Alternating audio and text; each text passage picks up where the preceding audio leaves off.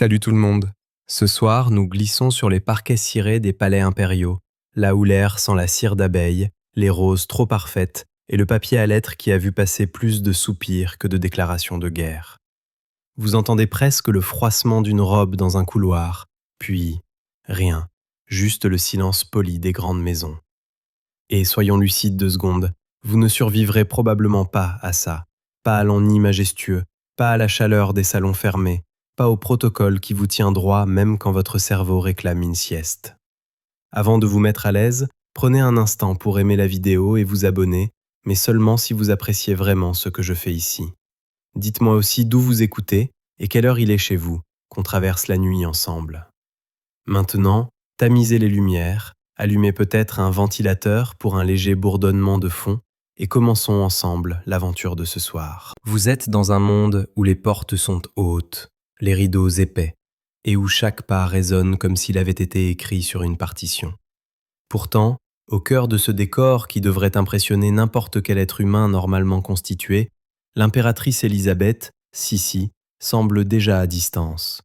Vous la suivez, non pas dans les grandes scènes officielles, mais dans l'entre-deux, les heures creuses, les salons trop vastes, les appartements où l'on ferme les volets en plein jour pour calmer l'esprit.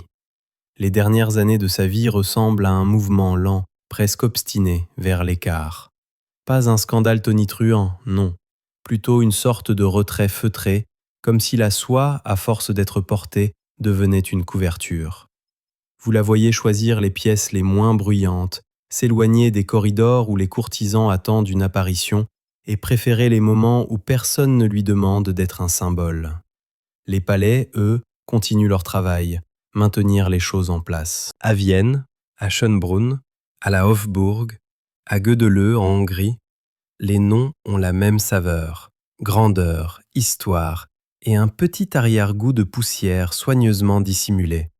Le personnel circule comme une mécanique douce, on ouvre, on ferme, on apporte du thé, on retire des plateaux, on ajuste un coussin qui n'avait rien demandé.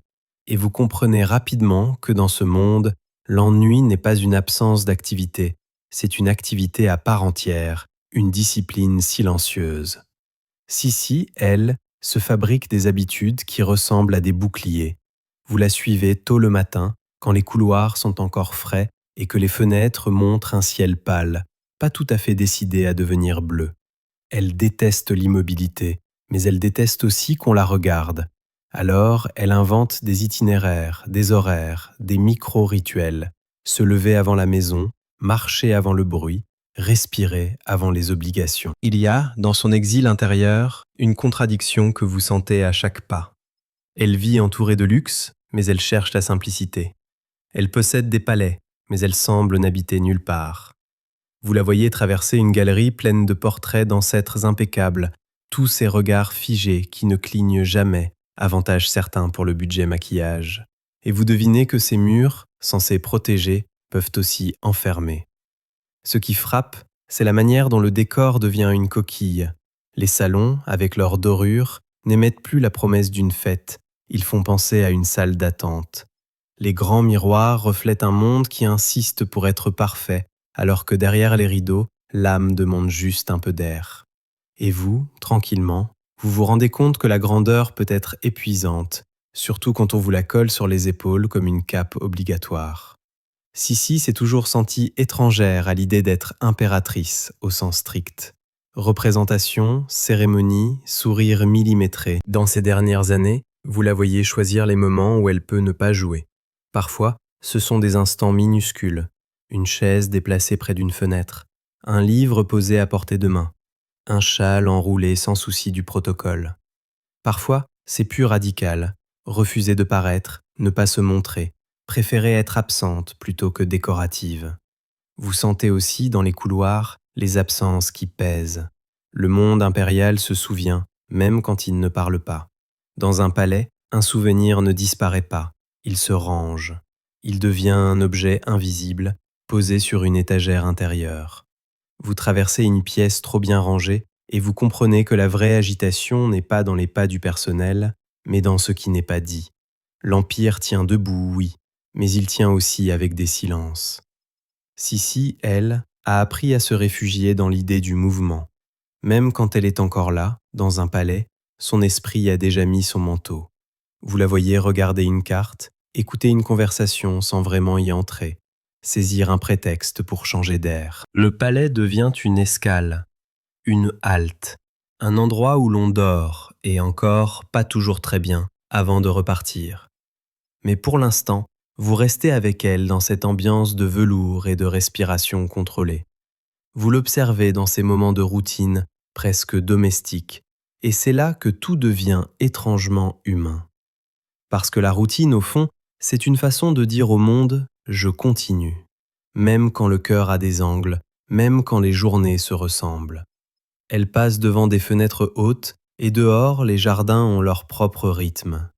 Les arbres ne connaissent pas le protocole. Les saisons, elles, ne demandent aucune permission. Vous sentez que ce contraste l'apaise. À l'intérieur, tout est réglé. À l'extérieur, tout est vivant, sans justification. Et vous comprenez pourquoi elle aime tant l'air libre, la marche, l'idée d'un horizon qui ne porte pas de couronne. Dans cette première section de votre voyage, vous ne cherchez pas le drame, pas encore. Vous vous installez dans l'atmosphère, la douceur feutrée, la solitude entourée de monde, le luxe qui ne console pas forcément. Vous vous laissez bercer par les gestes répétés, ouvrir une porte, traverser une pièce, refermer un volet, et par ce sentiment étrange, celui d'être à la fois au centre d'un empire et très loin de soi. Et pendant que la maison s'endort autour d'elle, vous restez à côté de Sissi, dans le silence d'un palais qui respire lentement. Ce n'est pas une prison avec des barreaux, c'est plus subtil. C'est une cage en tissu, cousue à la main, parfumée, impeccable.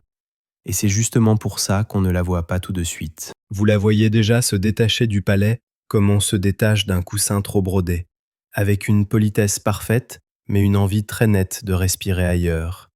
Le grand bâtiment reste derrière, immobile, sûr de lui, persuadé qu'il est le centre du monde.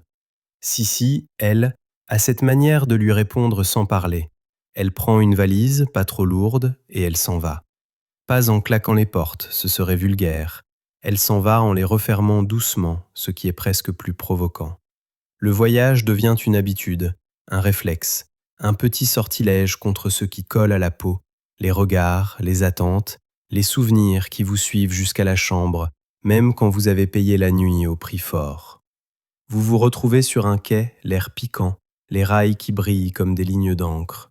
Les employés de la gare font semblant de ne rien remarquer, ce qui est un sport européen très abouti. Les valets portent les malles, les femmes de chambre comptent mentalement les gants, et vous, vous êtes là, à côté d'elle, avec ce sentiment étrange.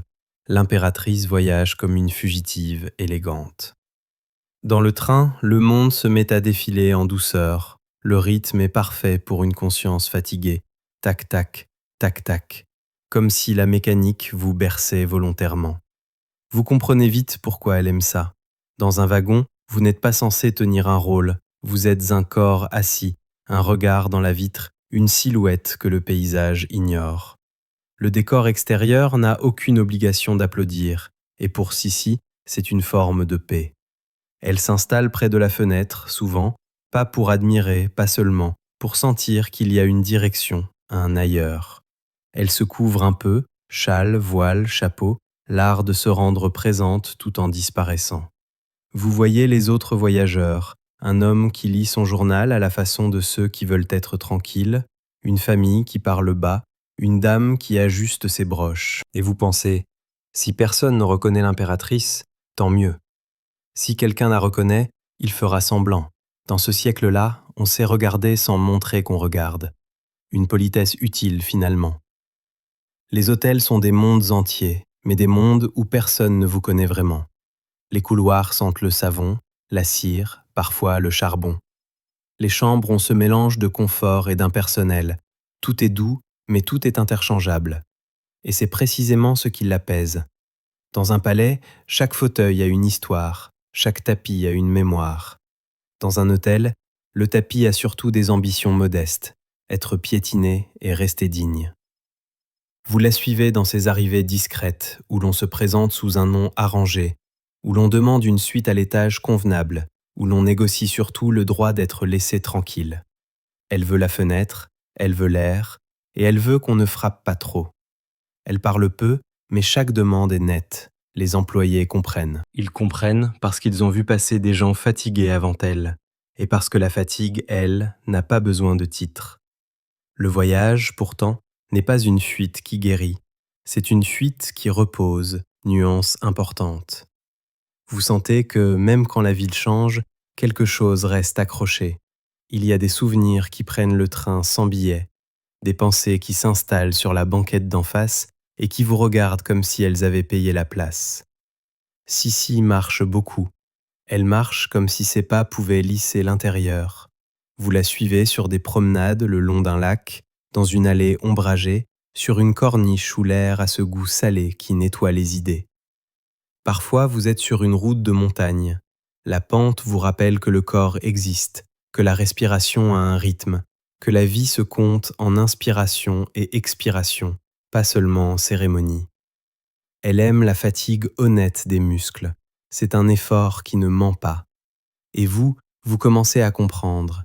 Quand tout est compliqué dans la tête, une marche est une phrase simple. Avancez. Point. Les villes se succèdent. Des stations thermales, des ports, des capitales où l'on sait trop bien qui vous êtes, même si vous portez un voile. Vous croisez des salons, des invitations, des visites officielles qu'on essaye de lui coller dessus comme une étiquette de bagage. Elle esquive, toujours avec cette élégance un peu cruelle, un sourire, un « pas aujourd'hui », et vous voilà déjà reparti. Les gens s'offusquent doucement, ils s'habituent aussi. Être contrarié par Sissi est presque un divertissement mondain. Vous sentez le contraste entre les lieux. À Vienne, l'atmosphère de devoir pèse. Ailleurs, il y a des espaces où l'on peut n'être qu'une femme grande, fine, qui marche trop vite. À la mer, le vent remet tout à zéro. Les vagues ont cette qualité rassurante, elles répètent, et elles ne demandent pas d'explication. Vous entendez le clapotis, le cri d'un oiseau, le frottement d'un manteau. Elles respirent un peu plus profondément. Les voyages sont aussi faits de détails pratiques. Et Sissi adore les détails pratiques quand ils lui servent de mur protecteur. Les horaires de train, les itinéraires, les bagages, les escales, tout ça occupe l'esprit comme un puzzle doux. Vous la voyez vérifier une correspondance, décider d'un départ plus tôt, demander une voiture. Le monde logistique devient sa petite forteresse.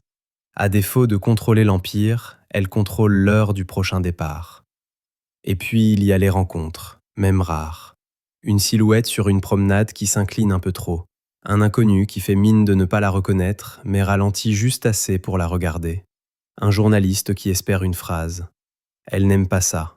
Pas le regard curieux, pas la capture.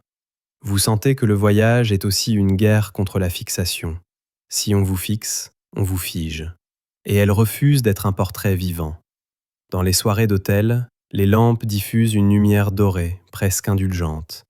On entend la vaisselle au loin, le murmure d'un couloir, parfois un piano dans un salon. Sissi dîne peu, parfois presque rien, parfois juste pour la forme. Vous restez dans cette atmosphère étrange. Une femme qui a tout et qui cherche surtout à être invisible. Vous vous asseyez près d'une fenêtre. Dehors, une ville s'endort. Des lanternes, des pas, une voiture qui passe. Et dans ce calme, vous sentez les souvenirs revenir comme des marées. Elle ne les raconte pas. Elle ne vous fait pas la liste. Ce serait trop frontal, trop réveillant. Mais vous les devinez à la façon dont elle se tait plus longtemps, à la façon dont elle regarde l'obscurité comme si elle avait un visage. Le mouvement l'aide, oui, il empêche la douleur de se poser confortablement. Mais elle est patiente, la douleur. Elle attend aux gares, elle se glisse dans les chambres, elle connaît toutes les langues.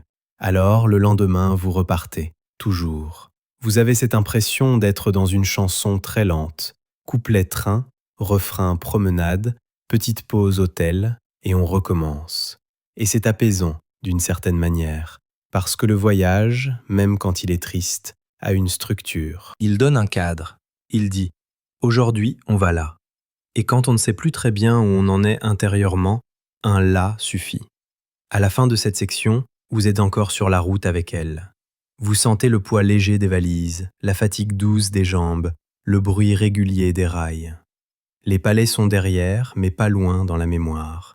Et Sissi continue d'avancer, comme si l'ailleurs était une couverture qu'on tire sur soi pour mieux dormir. Vous commencez à remarquer quelque chose d'assez constant chez elle.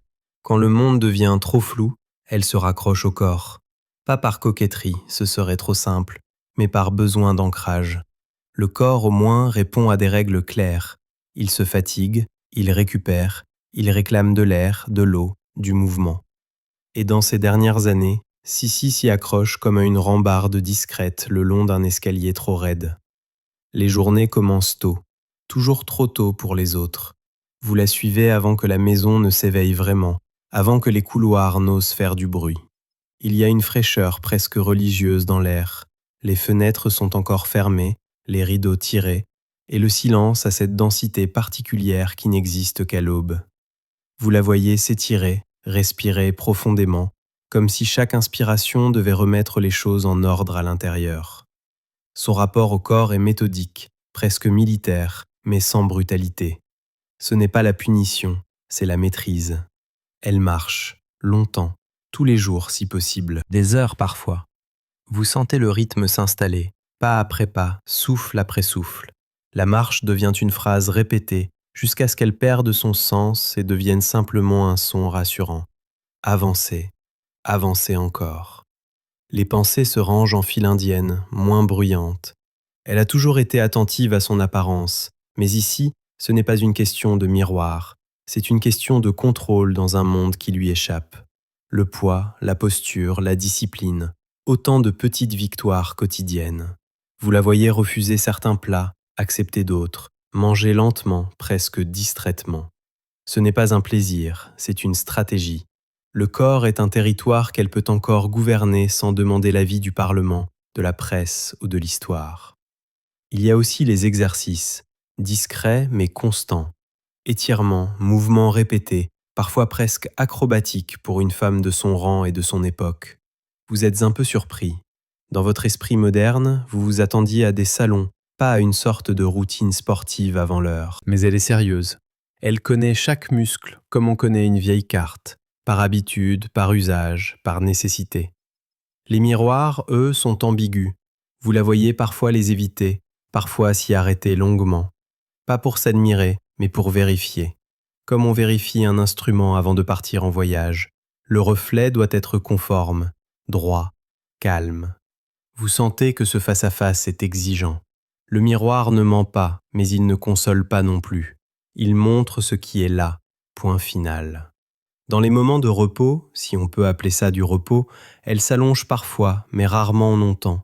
L'immobilité complète la met mal à l'aise. Le corps arrêté laisse trop de place à l'esprit. Alors elle lit, écrit un peu, pense beaucoup. Mais toujours avec cette conscience physique, une position, une respiration, un ajustement de coussin. Vous comprenez que pour elle, le confort n'est jamais total, il est toujours provisoire. Vous remarquez aussi son rapport à la douleur ordinaire, celle des muscles fatigués, des longues marches, du corps qui proteste doucement. Elle l'accepte.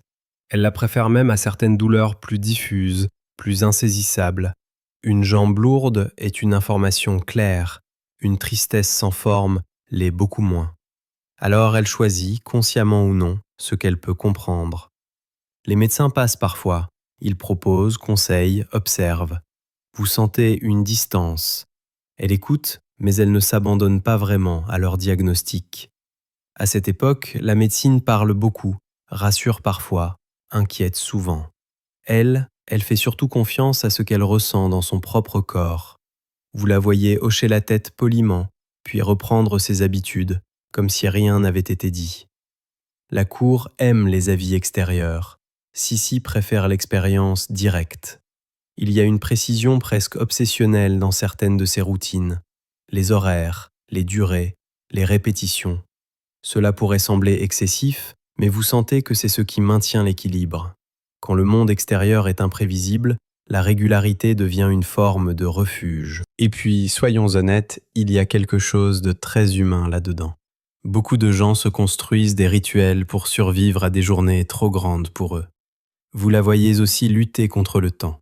Pas de manière spectaculaire, pas de promesse d'éternité, mais une attention constante à ne pas laisser aller, comme si chaque geste était une petite négociation avec l'âge. Elle sait que le corps change, elle le sent, et plutôt que de s'y abandonner, elle lui répond par l'exigence, une exigence calme, presque silencieuse, mais tenace. Les promenades deviennent parfois de véritables épreuves. Montées raides, chemins caillouteux, conditions peu confortables. Le personnel s'inquiète. Vous entendez des murmures, des regards échangés. Est-ce raisonnable? Elle n'écoute pas, ou plutôt, elle écoute son souffle, son cœur, ses jambes, et tant qu'ils répondent, elle continue. Vous avez l'impression qu'elle veut sentir ses limites pour être sûre qu'elles existent encore. Le corps est aussi un écran, un moyen d'éviter certaines conversations, certaines émotions. Quand on est fatigué physiquement, on dort plus vite, on rêve moins fort, ou du moins, on l'espère. Vous la voyez parfois rentrer, épuisée, se déchausser lentement, s'asseoir enfin. Le silence s'installe. Le corps a fait son travail, il a occupé la journée. Mais la nuit, parfois, le corps se tait, et l'esprit, lui, recommence.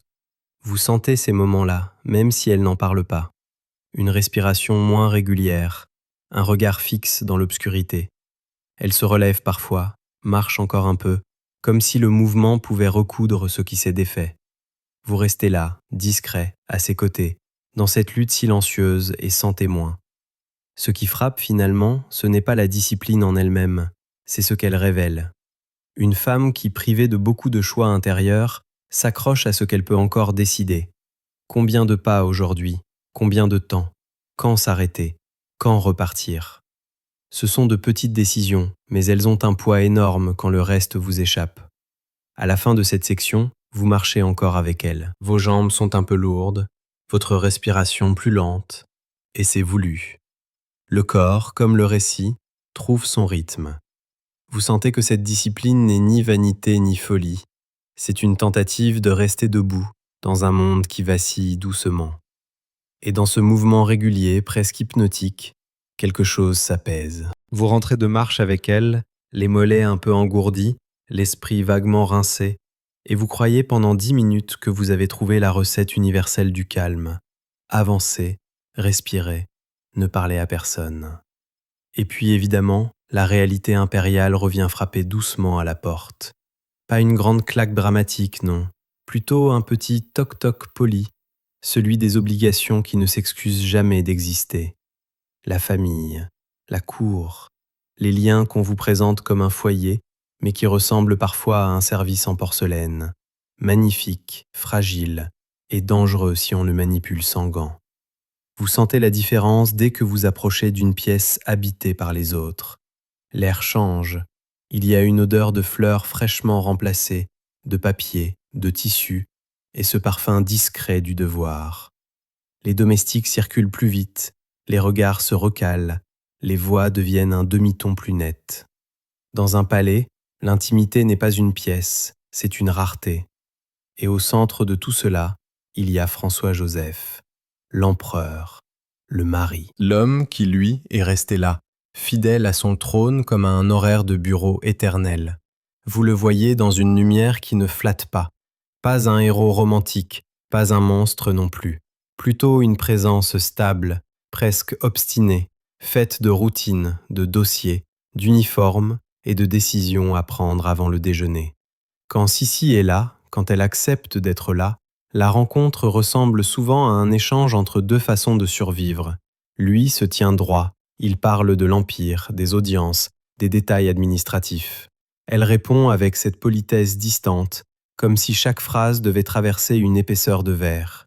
Vous sentez qu'il l'aime à sa manière, une manière très fonctionnaire de l'histoire, avec constance, avec respect, avec une certaine incompréhension tranquille.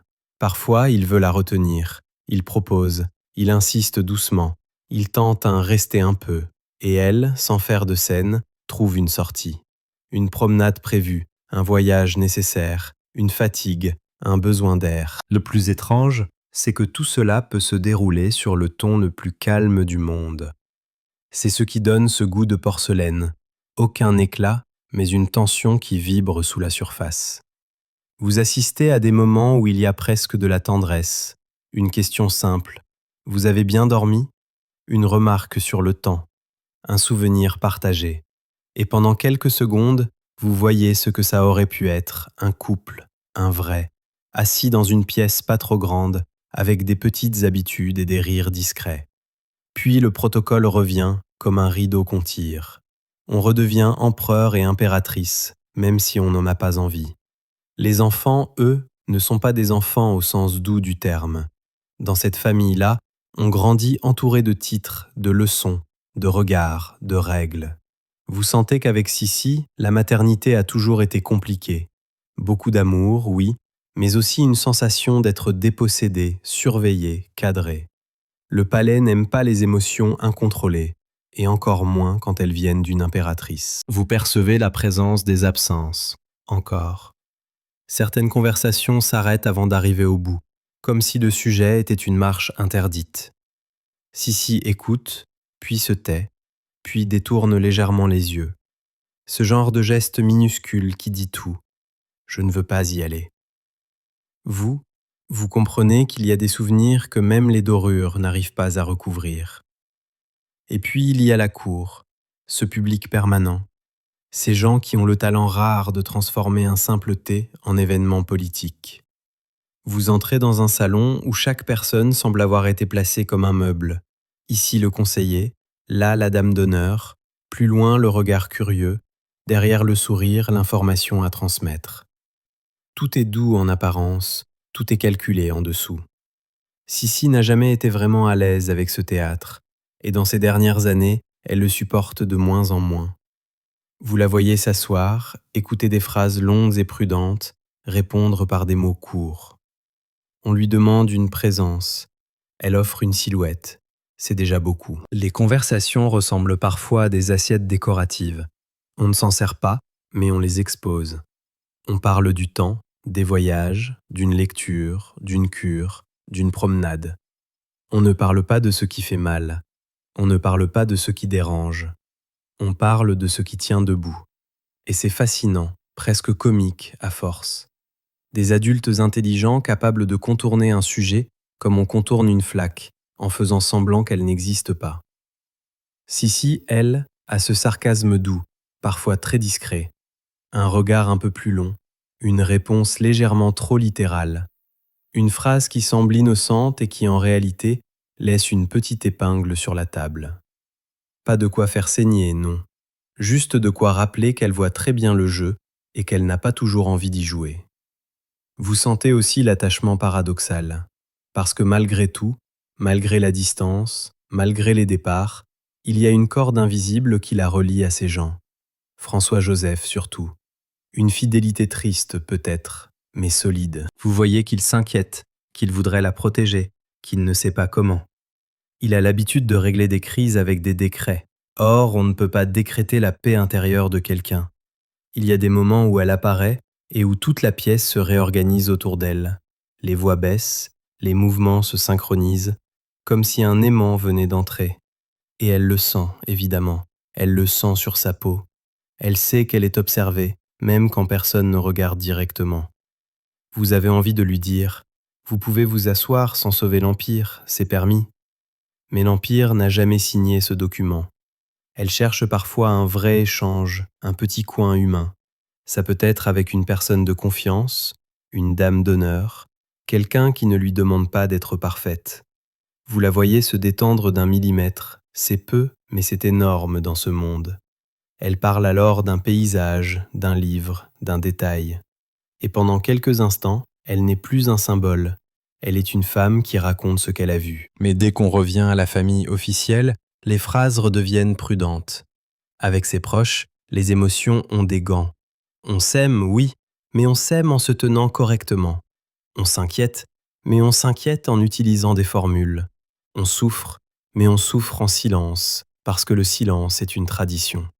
Vous sentez Sissi se raidir quand on insiste, quand on veut l'obliger à rester, à faire son rôle, à apparaître plus souvent. Elle ne se met pas en colère de façon éclatante. Elle fait pire, elle s'éloigne. Elle devient une ombre élégante. Elle dit oui, puis elle part. Et le palais reste avec son écho, et ces gens qui se demandent à voix basse « Où est-elle encore ?» Et pourtant, il y a une douceur dans tout cela, une douceur mélancolique, parce que personne ici n'est tout à fait libre. François-Joseph est prisonnier de son devoir. Les enfants sont prisonniers de leur titre. La cour est prisonnière de sa propre mise en scène.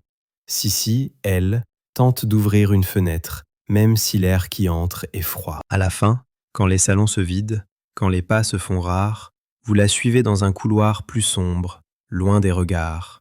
Elle marche doucement, enfin, et vous sentez que les rencontres familiales, même brèves, la laissent épuisée d'une fatigue différente de celle des longues marches. Une fatigue sociale, une fatigue de rôle, une fatigue d'être regardée comme une idée plutôt que comme une personne. Alors, comme souvent, elle pense au départ, à l'ailleurs, à la prochaine échappée. Et vous continuez à la suivre, parce que dans ce monde de porcelaine, la fuite est parfois la seule façon de respirer sans faire de bruit. Vous sortez de ces salons en porcelaine avec l'impression d'avoir traversé une vitrine. Tout était beau, tout était fragile, et tout le monde a souri comme on sourit quand on serre trop fort les dents. Alors vous retrouvez l'air extérieur, ou au moins un couloir moins surveillé, et presque aussitôt, le siècle vous rattrape. Parce que même si Sissi s'efface, l'époque, elle, ne s'efface pas du tout. Elle accélère, elle tape du pied, elle invente de nouveaux bruits. Dans les journaux, le monde s'agite. Dans les rues, des idées circulent plus vite que les fiacres. Vous sentez cette tension, même quand personne ne la prononce. Des mots reviennent comme des refrains. Nation, langue, frontières, droit, réforme, sécurité. Dans les grandes maisons, on parle encore doucement, mais on écoute plus fort. Et derrière les rideaux, on devine que l'Europe n'est plus ce grand salon stable où les empires peuvent faire semblant de durer éternellement. Vous êtes à Vienne parfois, ou dans une ville d'escale où l'on a le même réflexe, baisser la voix dès qu'un sujet devient sérieux. Mais sérieux ou pas, il est là. L'Empire austro-hongrois est un puzzle immense, et les pièces commencent à refuser de rester immobiles. Des peuples veulent être entendus, reconnus, séparés, réunis. Tout dépend de la journée et du journal du matin. Et au centre, l'empereur continue, fidèle à sa table de travail, comme si la persévérance pouvait tenir lieu de colle. François-Joseph, vous le sentez, porte ce monde sur son dos avec la rigidité de quelqu'un qui n'a jamais appris à le poser. Il se lève, il travaille, il reçoit, il signe, il recommence. Il est l'homme du devoir, du protocole, du « nous avons toujours fait comme ça ». Sissi, elle, est l'inverse. Elle est l'instinct, la fuite, la respiration. Et c'est précisément pour ça qu'elle est à la fois utile et dérangeante. Utile parce qu'elle incarne une forme de charme, une poésie qui rend l'empire fréquentable. Dérangeante parce qu'elle ne veut plus jouer ce rôle. Vous remarquez à quel point sa présence est devenue symbolique malgré elle. Quand elle apparaît, on veut y voir un message. L'impératrice est là, donc tout va bien. Et quand elle n'apparaît pas, on veut aussi y voir un message.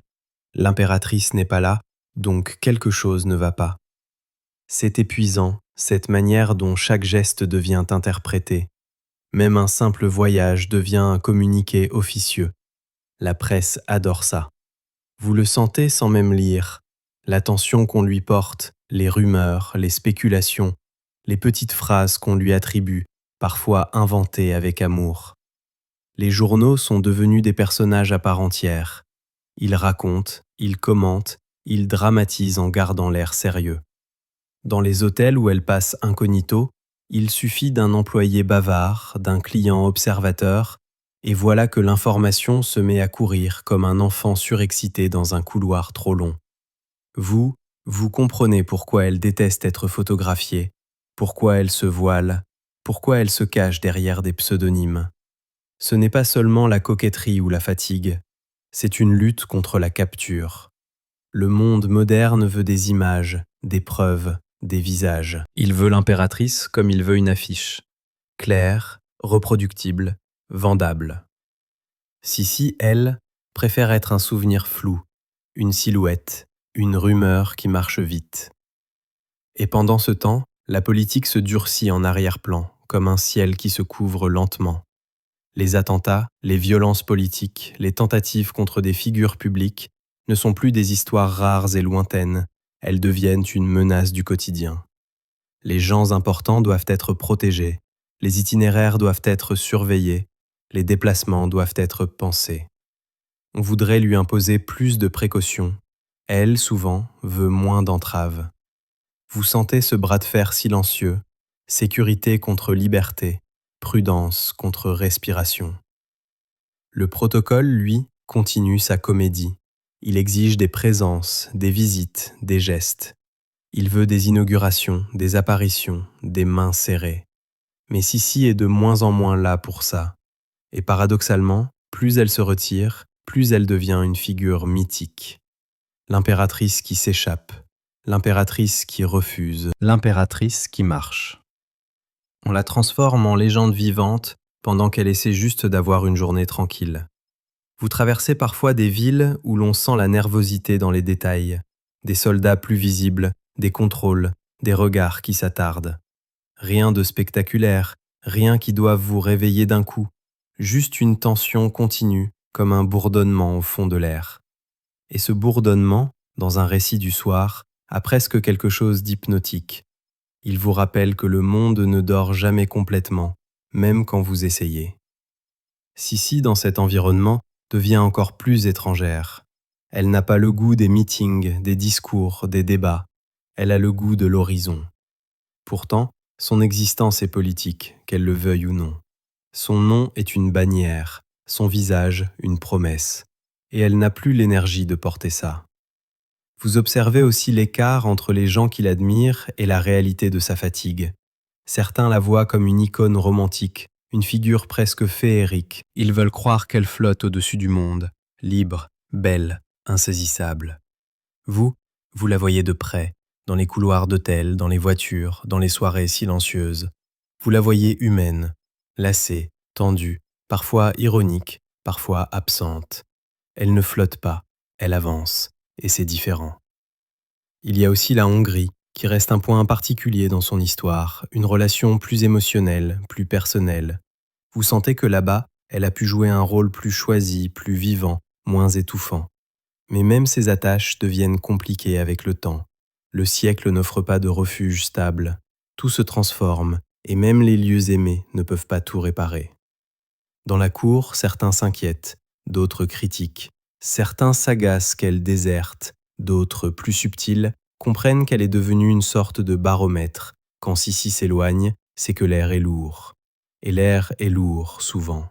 Vous sentez, dans les échanges, la peur de l'avenir. Pas une peur panique, plutôt une inquiétude digne, emballée dans du papier cadeau. L'empire est immense, mais l'immensité demande une énergie constante. Et quand les idées de nation, de séparation, de contestation se multiplient, on ne peut pas répondre seulement par des uniformes bien repassés. Sissi, elle, répond par autre chose.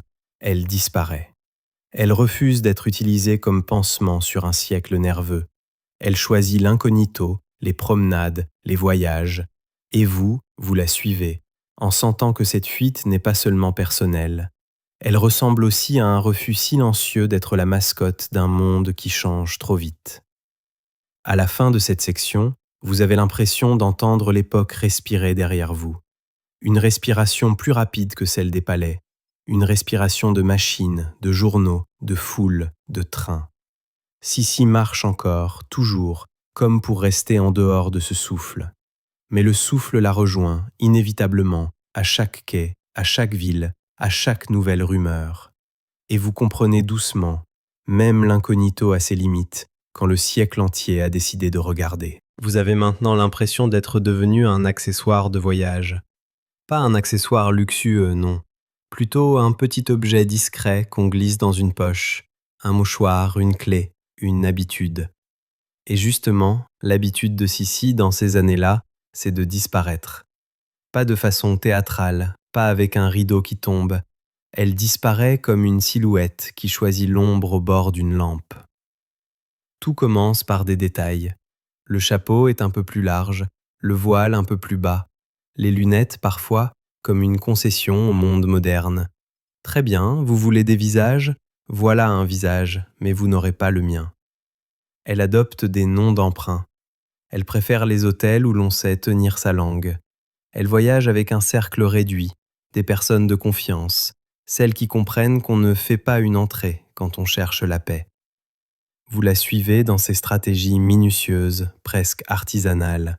choisir une arrivée à une heure moins visible, éviter les gares trop centrales, prendre une voiture sans armoirie, demander qu'on n'ouvre pas les rideaux trop tôt.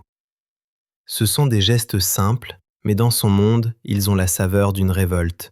Parce que l'impératrice, normalement, ne se cache pas. Elle s'expose, elle se prête au regard comme un portrait officiel. Sissi, elle, dit « non merci ».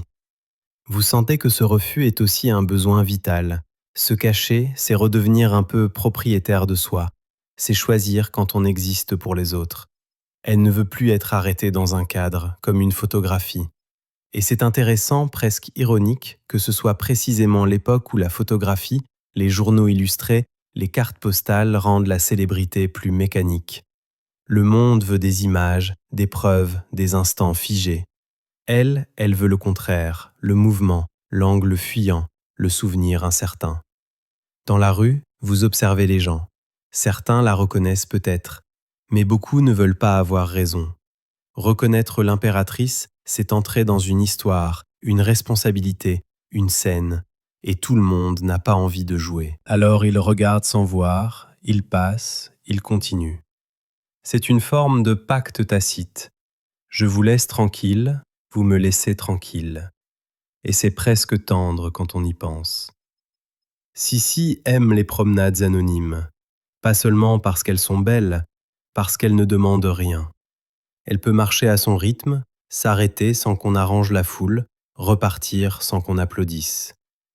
Vous la suivez le long d'une promenade au bord de l'eau, dans un parc, sur un chemin un peu en retrait.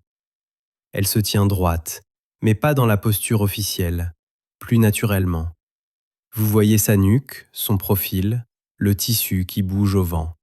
Et vous comprenez, l'incognito, pour elle, c'est une façon de redevenir un corps dans le monde, pas un symbole au-dessus du monde.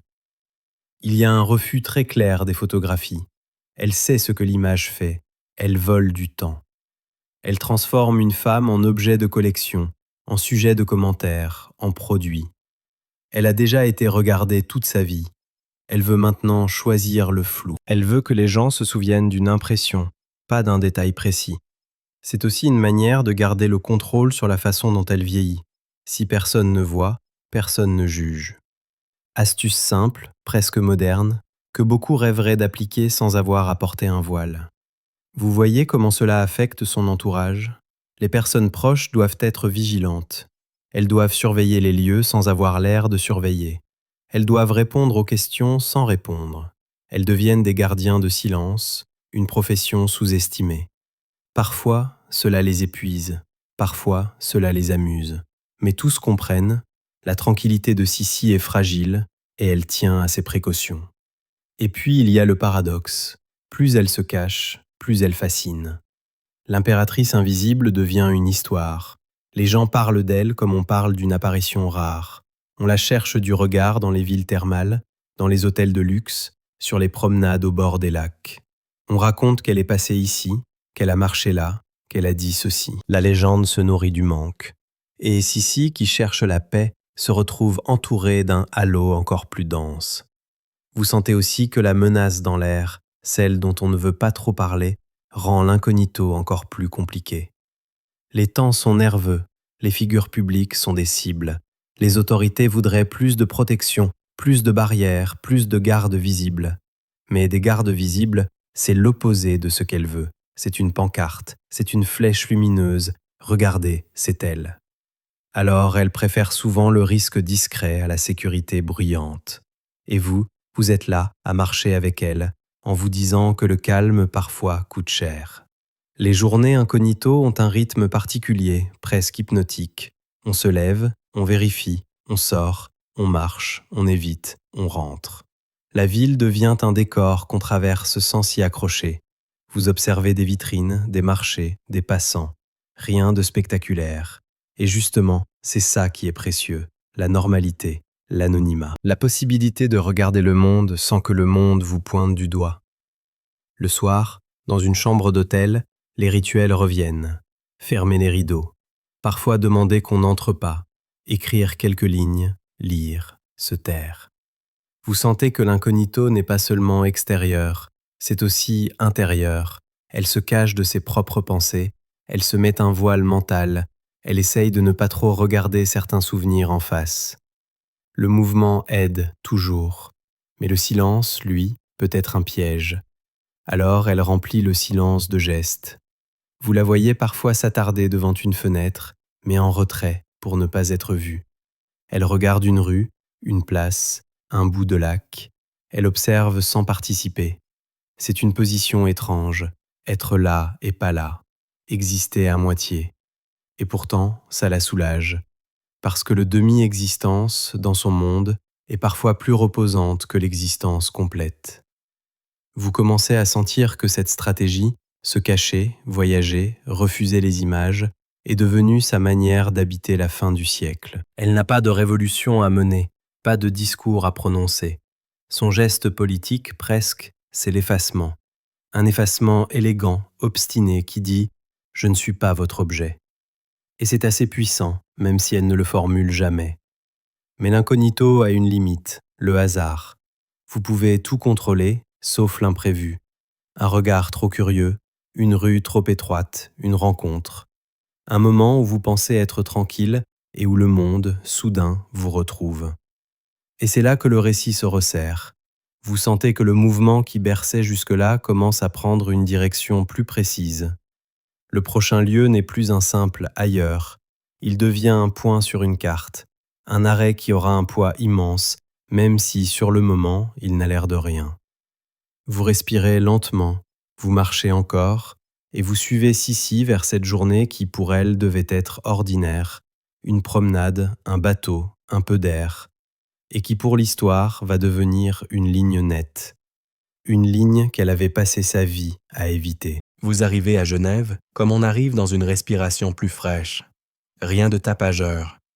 Une ville qui semble avoir été conçue pour parler bas, façade sage, vitrine propre, trottoir où l'on marche sans se bousculer, et ce lac qui fait son travail de lac, être là, refléter le ciel, ne juger personne. Le genre d'endroit où l'on peut croire, pendant 1 heure ou 2, que le monde est raisonnable. Sissi aime ce genre de décor. Il ne lui demande pas de briller.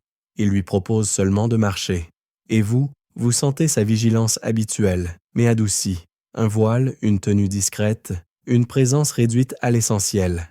Elle n'est pas ici pour être impératrice. Elle est ici pour être un pas après l'autre. Une silhouette qui glisse le long de l'eau. Vous la suivez vers l'hôtel, le beau rivage. Un nom qui sonne comme une promesse d'air propre et de rideaux bien lourds. À l'intérieur, l'atmosphère a ce mélange de confort et de discipline. Tapis épais, bois verni, employés qui savent disparaître au bon moment. Un hôtel où l'on comprend que certains clients veulent du service et d'autres veulent surtout qu'on oublie leur existence. Sissi appartient à la seconde catégorie, évidemment. Il y a une petite logistique. Des bagages qui montent, des portes qui s'ouvrent et se referment, des phrases courtes échangées à mi-voix. Vous sentez cette routine de voyage qui, d'habitude, la rassure. Vérifier 1 heure, anticiper un trajet, organiser une sortie. Ce sont des gestes presque anodins et c'est justement ce qui les rend apaisants. Quand l'intérieur est trop vaste, on se raccroche au concret. L'horaire du bateau, le chemin jusqu'au quai, la distance à pied. Dehors, le lac attend, calme comme une grande couverture bleue. Il y a des promeneurs, des passants, des gens qui vivent leur journée normale. Des couples, des familles, un monsieur qui marche trop vite comme s'il était poursuivi par son agenda. Un enfant qui regarde l'eau en hésitant entre fascination et ennui. Vous entendez le bruit discret des pas, le froissement des vêtements, les conversations en petits morceaux. Sissi a ce goût des promenades comme si elles étaient la vraie langue du monde. Vous la voyez avancer et l'expression de son visage change d'1 millimètre. Moins de porcelaine, plus de présence. Elle ne cherche pas la foule. Elle cherche le bord, la marge, l'espace où l'on peut respirer sans être interrompu. Et vous la suivez en essayant de marcher avec cette même lenteur intérieure, comme si chaque pas était une façon de baisser le volume. La journée a quelque chose de presque trop ordinaire. C'est ça qui, plus tard, fera frissonner les gens. L'absence de signes. Pas de fanfare, pas de tension visible, pas de mauvais pressentiments qui viendraient vous prévenir gentiment. Juste des détails. Un ciel qui change doucement, une brise légère, un lac qui clignote de lumière. Des décisions petites, partir à telle heure, prendre tel chemin, marcher plutôt que d'attendre. Vous sentez aussi la légèreté de la protection. Sissi n'aime pas les gardes visibles, on le sait. Ici, ce choix est encore plus marqué. On privilégie la discrétion. Et la discrétion, c'est confortable, jusqu'à ce que ça ne le soit plus. Mais sur le moment, ça ressemble à un luxe de pouvoir se déplacer presque comme n'importe qui, sans qu'un cordon de sécurité vous transforme en spectacle. Vous êtes près d'elle et vous remarquez combien les gens, la plupart du temps, ne regardent pas. Ils vivent, ils passent, ils ont leurs propres préoccupations. Cet anonymat relatif est une des choses qu'elle recherche le plus. Elle est une femme au bord d'un lac, et c'est tout. Ça devrait suffire. À un moment, il faut rejoindre le quai.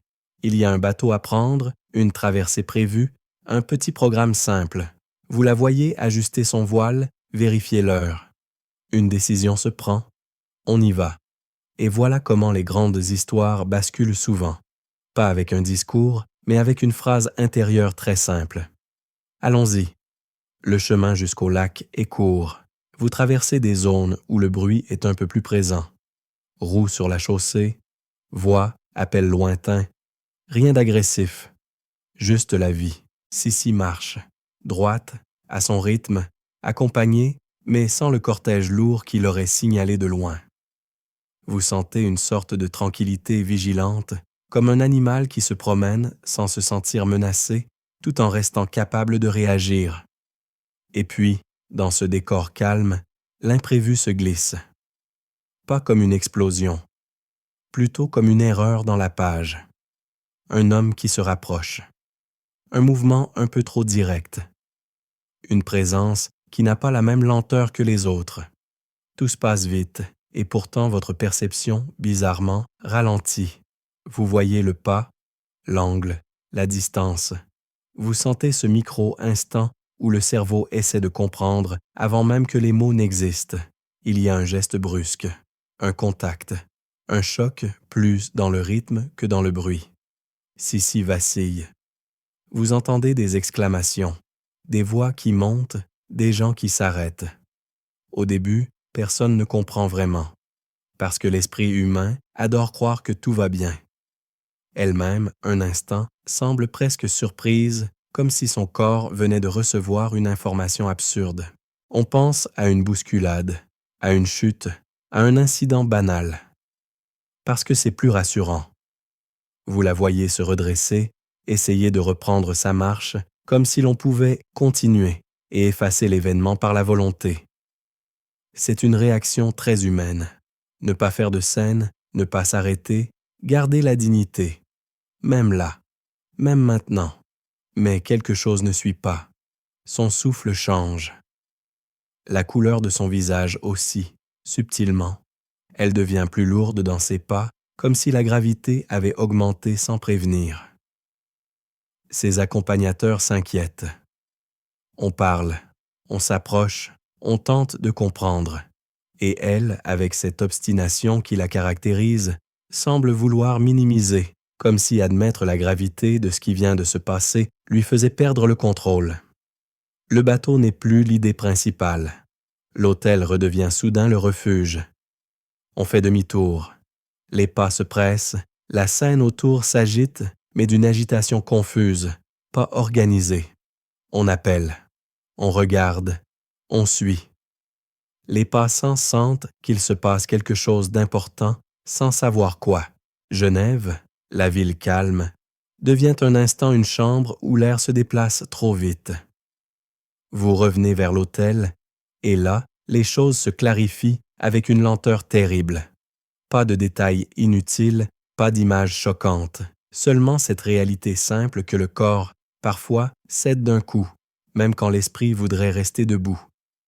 Sissi s'affaisse. On l'aide. On la porte presque. On la ramène à l'intérieur, dans ce hall où quelques minutes plus tôt tout semblait normal. Les employés, maintenant, ne savent plus disparaître, ils doivent agir. On appelle un médecin, on ferme des portes, on demande de l'eau, des draps, des instructions. Le monde logistique se met à tourner, mais trop tard pour retrouver l'innocence de la promenade. Vous sentez l'atmosphère changer. Le silence n'est plus reposant. Il devient inquiétant. Chaque murmure a un poids. Sissi, celle qui voulait être floue, devient brusquement trop réelle. Son corps impose la vérité. Il n'y a plus de voile qui protège de l'événement, plus de pseudonymes qui rendent les choses légères. Et vous, tout près, vous comprenez sans qu'on vous le dise.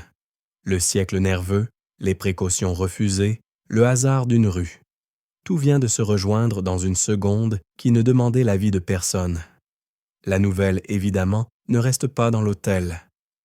Elle sort, elle court, elle prend les couloirs invisibles de la rumeur. Les gens parlent déjà, les visages se tendent, on cherche des responsables, des explications, des mots. Mais au fond, il reste cette impression étrange et presque irréelle. Cela s'est produit au bord d'un lac tranquille, sur un trajet banal, dans une journée qui aurait dû se ressembler aux autres. Et vous, dans ce resserrement du temps, vous restez avec l'image la plus déroutante, l'ordinaire.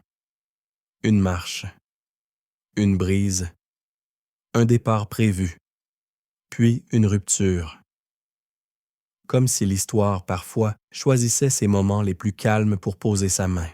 Vous êtes de retour à l'intérieur, là où les tapis étouffent les pas, et où les murs, d'habitude si fiers de leur calme, semblent maintenant retenir leur souffle. L'hôtel, qui était une simple escale confortable, devient un petit théâtre improvisé. Des portes qu'on ferme trop vite, des voix qui se cassent en chuchotement, des regards qui cherchent une instruction claire dans un événement qui refuse d'être clair. Et vous sentez cette chose étrange, presque absurde. La modernité arrive toujours avec une vitesse indécente. Il y a eu un instant au bord du lac, puis tout de suite après, des messagers, des télégrammes, des questions, des rumeurs qui se multiplient comme si l'information était un animal nerveux. Sissi, qui a passé tant d'années à se rendre flou, vient d'être saisie par le monde avec une netteté brutale. Non pas par une photographie, non pas par un portrait officiel, mais par l'actualité. Vous la suivez, sans vous imposer, dans ces moments où l'on essaye de remettre le réel dans des cases. On veut une explication, un récit ordonné, une chronologie propre. On veut savoir comment et pourquoi, parce que l'esprit humain déteste les angles morts. Pourtant, la vérité a souvent un visage décevant. Parfois, c'est juste une rencontre malheureuse entre le hasard et une époque tendue. La nouvelle sort de l'hôtel et se répand dans la ville. Vous imaginez déjà les passants au bord du lac, ceux qui étaient là sans savoir, ceux qui vont se souvenir soudain de leur propre trajectoire. J'ai croisé une femme voilée, j'ai vu un mouvement, je n'ai rien compris. Chacun devient, malgré lui, un petit fragment de mémoire collective. Et vous savez comment ça marche. Plus c'est confus, plus ça devient racontable. À Vienne, l'onde de choc est immense, mais elle arrive enveloppée dans le formalisme. Parce que l'Empire, même dans le chagrin, doit tenir sa posture. Vous voyez de loin François-Joseph, dans ce rôle impossible, être un homme touché au cœur, tout en restant une institution. Il reçoit la nouvelle comme on reçoit un poids qu'on n'a pas demandé. Et il fait ce que font les gens qui ne savent pas s'effondrer. Il se raidit, il s'accroche au devoir, comme si le devoir pouvait remplacer la respiration. Vous l'imaginez, ou plutôt vous le sentez, dans ses gestes, le bureau, les papiers, les décisions à prendre, les formules à prononcer. Les mots, dans ce monde, deviennent des outils de maintien. On dit deuil, on dit dignité, on dit tragique. On organise, on prévoit, on encadre. Comme si l'ordre extérieur pouvait calmer le chaos intérieur. Et pourtant, derrière cette mécanique, il reste l'évidence simple. Il a perdu celle qui, même absente, occupait une place immense. Le retour du corps est un moment lourd, mais vous le traversez sans image trop dure, comme on traverse une pièce assombrie. Vous sentez surtout la lenteur, le soin, le silence. Les trains, encore eux, transportent maintenant non plus une fugitive élégante, mais une absence définitive. Les gares, qui d'habitude servent à partir, servent cette fois à constater que certains voyages n'ont pas de retour. Le peuple, lui, réagit avec cette mixture étrange d'émotions sincères et de fascination, parce que Sissi n'était pas seulement une femme, elle était une idée. La beauté insaisissable, la tristesse élégante, la liberté rêvée. Chacun avait sa version d'elle, même ceux qui ne l'avaient jamais vue. Et voilà que cette idée devient d'un coup une histoire complète, fermée, prête à être racontée. Vous entendez les récits se fabriquer presque en direct. On insiste sur ses voyages, sur ses voiles, sur ses promenades. On la transforme en héroïne mélancolique, en figure de roman, en légende qui marche au bord des lacs. Certains se souviennent de sa gentillesse, d'autres de sa distance. Beaucoup se souviennent surtout de ce qu'elle représentait pour eux. Une porte entr'ouverte vers un ailleurs. Et c'est là que vous comprenez quelque chose de très doux, malgré la gravité. L'effacement qu'elle cherchait finit par produire l'inverse. Plus elle voulait disparaître, plus elle devient un mythe. Le mythe, c'est une forme de présence sans contact, une présence qui ne demande plus de sourire, plus de cérémonie, plus d'apparitions officielles. D'une manière étrange, c'est presque la paix qu'elle cherchait, mais à un prix que personne ne voudrait payer. Dans les jours qui suivent, l'Empire se couvre de noir, mais un noir soigneusement taillé. Les cérémonies s'organisent, les gestes se codifient.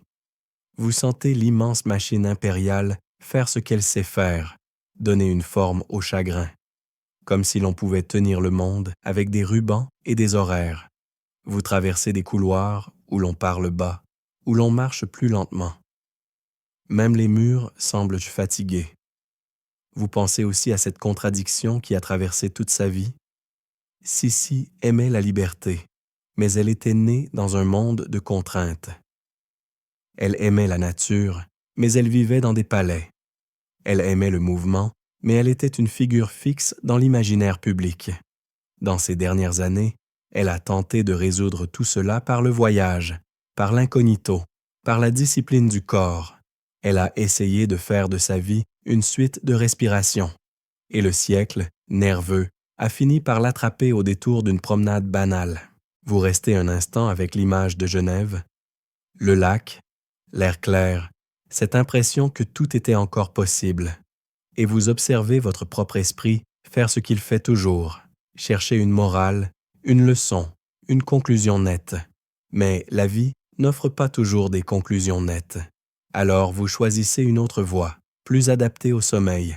Vous laissez les choses s'adoucir plutôt que se résoudre. Vous imaginez François-Joseph, plus tard, dans son quotidien obstiné. Vous le voyez continuer à se lever tôt, à travailler, à tenir l'Empire comme on tient une table qui vacille. Et vous sentez que l'absence de Sissi devient une présence silencieuse dans ses journées. Une chaise vide qui ne disparaît jamais tout à fait. Une habitude de regarder vers une porte qui ne s'ouvre plus. Quant à vous, vous regardez la légende se former. Le monde va retenir sa beauté, ses cheveux, ses portraits, ses robes, ses voyages. Il va oublier certains détails plus ordinaires. La fatigue, l'irritation, les refus, les petites stratégies pour respirer. Pourtant, c'est peut-être dans ces détails-là qu'elle était la plus vraie.